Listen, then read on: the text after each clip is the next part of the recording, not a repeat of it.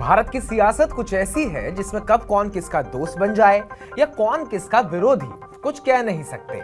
लेकिन इस बार तो कुछ ऐसा हो गया है जिसकी उम्मीद शायद ही किसी देशवासी ने की हो। एक दूसरे को सालों से पानी पी पी कर कोसने वाली देश की दो सबसे बड़ी पार्टियां बीजेपी और कांग्रेस ने एक दूसरे से दोस्ती का हाथ मिला लिया है। जी हाँ, सत्ता की ललक ही कुछ ऐसी है कि बीजेपी का कांग्रेस मुक्त का नारा भी मजाक बन गया और कांग्रेस का बीजेपी हटाओ देश बचाओ का नारा भी मजाक ही बनकर रह गया। जिस बीजेपी और कांग्रेस को सालों से एक दूसरे का सबसे बड़ा विरोधी माना जाता रहा है, वही दोनों पार्टियां अब एक ही मंच पर खड़ी दिख रही हैं। तो चलिए आपको इस वीडियो में बताते हैं कि ऐसा कहां हुआ है और क्यों हुआ है और उस मजबूरी का क्या नाम है जिसने इन दोनों दलों को यह कारनामा करने पर मजबूर कर दिया। नमस्कार, मैं उत्कर्ष प्रताप सिंह और आप देख रहे हैं TV9 भारतवर्ष। इस सब की वजह है ठाणे जिले के अंबरनाथ नगर परिषद का अध्यक्ष पद। यहाँ सत्ता की गणित ने विचारधाराओं की दीवारें गिरा दी और एक ऐसा गठबंधन सामने आया जिसकी किसी ने कल्पना भी नहीं की थी। अमरनाथ में बीजेपी ने न सिर्फ कांग्रेस से हाथ मिलाया बल्कि अजीत पवार गुट की एनसीपी को भी साथ ले लिया। इस गठबंधन का मकसद एक ही था, एकनाथ शिंदे की शिवसेना को सत्ता से दूर रखना। हाल ही में हुए नगर परिषद चुनावों में शिंदे गुट की शिवसेना सबसे बड़ी पार्टी बनकर उभरी थी। शिवसेना को 23 सीटें मिली जबकि बीजेपी को 16, कांग्रेस को 12 और अजीत पवार की एनसीपी को 4 सीटें हासिल हुई। कुल 59 सदस्यों वाली परिषद में बहुमत का आंकड़ा 30 का है। यहीं से खेल शुरू हो गया। बीजेपी ने कांग्रेस और एनसीपी का समर्थन हासिल कर लिया। नतीजा यह हुआ कि बीजेपी के समर्थन में कुल 32 पार्षद आ गए और अध्यक्ष पद पर बीजेपी समर्थित उम्मीदवार की जीत हो गई। सबसे ज्यादा सीटें होने के बावजूद शिवसेना सत्ता से बाहर रह गई। अंबरनाथ उप मुख्यमंत्री एकनाथ शिंदे के गृह क्षेत्र माने जाने वाले ठाणे जिले में आता है, इसलिए चुनाव सिर्फ नगर परिषद की नहीं बल्कि प्रतिष्ठा की लड़ाई भी बन गया था। एक तरफ प्रदेश बीजेपी अध्यक्ष रविंद्र चौहान और दूसरी तरफ शिवसेना सांसद श्रीकांत शिंदे। बीजेपी ने शिवसेना उम्मीदवार मनीषा वालेलकर के खिलाफ तेजश्री करंजुले को मैदान में उतारा और कांग्रेस एनसीपी के समर्थन से बाजी मार ली।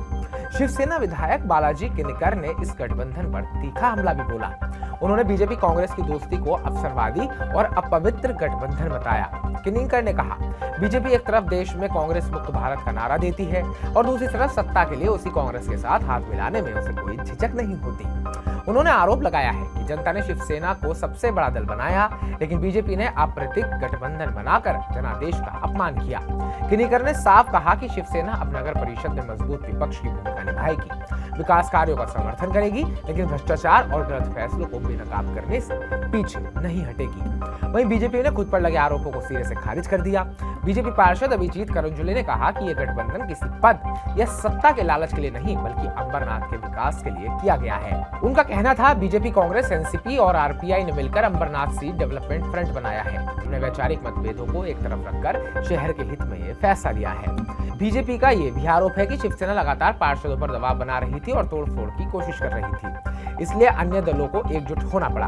करंजुले के मुताबिक फिलहाल शिवसेना के साथ जाने का कोई भी पार्टी या निर्दलीय पार्षद तैयार नहीं है। इस सब के बाद एक जो बड़ा संकेत मिल रहा है वो महायुति में दरार का भी मिल रहा है। मैं आपको बता दूं कि इस समय महाराष्ट्र में महायुति की सरकार है जिसमें देवेंद्र फडणवीस मुख्यमंत्री हैं और उप मुख्यमंत्री के रूप में एकनाथ शिंदे और अजीत पवार हैं। इस पूरे घटनाक्रम ने महाराष्ट्र के सत्ताधारी महायुति गठबंधन के भीतर चल रही खींचतान को सबके सामने उजागर कर दिया। 15 जनवरी को होने वाले नगर निगम चुनावों से पहले ये साफ हो गया कि महायुति के सहयोगी दल हर जगह एक साथ नहीं लड़ेंगे। 29 नगर निगमों में से 24 में सहयोगी दल अलग अलग चुनाव लड़ रहे हैं। हालांकि मुंबई, ठाणे और कोल्हापुर जैसे बड़े शहरों में बीजेपी और शिवसेना अभी भी साथ है। लेकिन अंबरनाथ का मामला ये संकेत दे रहा है कि स्थानीय राजनीति में समीकरण तेजी से बदल रहे हैं। अंबरनाथ की राजनीति ने एक बड़ा सवाल और भी खड़ा कर दिया है।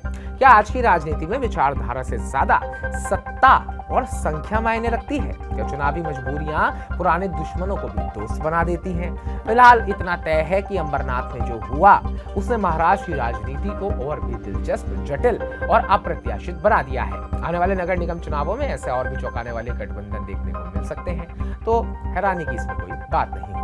बाकी हमारी इस रिपोर्ट को लेकर आप क्या कहना चाहते हैं? बीजेपी और कांग्रेस देश में एक दूसरे के खिलाफ बुलंद आवाजें जब एक साथ आकर एक ही सीट पर बैठ जाती हैं तो देश की जनता का उसको लेकर क्या मत है? कमेंट बॉक्स में कमेंट करके हमें जरूर बताइएगा।